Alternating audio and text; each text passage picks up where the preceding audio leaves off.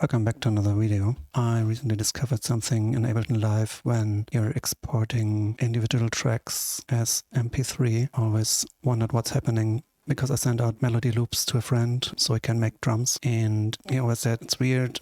You send them files and there's always like a short amount of silence at the beginning of every of those files, and I couldn't figure out why, and I looked into it and I found actually what's happening. If you're using MP3 instead of WAV, there's always at the beginning some sort of silence added, and as you can see here, this is a MIDI and this is the exported file as MP3, and as you can see it's not starting at the beginning as like the MIDI, but there's this little silence at the beginning, and the rendered file has some part at the end, but it's a pain in the ass for the other guy to shift around the track so it lines up perfectly. And this actually just happened if you export something as MP3. It's only a concern if you're sending or rendering out individual tracks. Don't bother about if I send like the whole track, like a beat, and then there's not such a problem. But if you're again exporting all individual tracks or selected tracks, this will happen. Ableton itself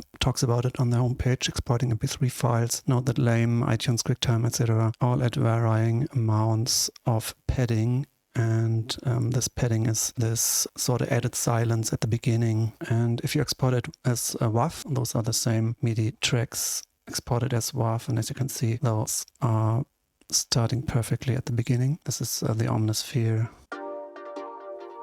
As you can see, the MIDI starts here. The MP3 adds some silence while the WAV file lined perfectly. So if you're sending out individual tracks, make sure just to export them as WAV. You can also listen to this latency if I solo those 3 tracks and use the metronome.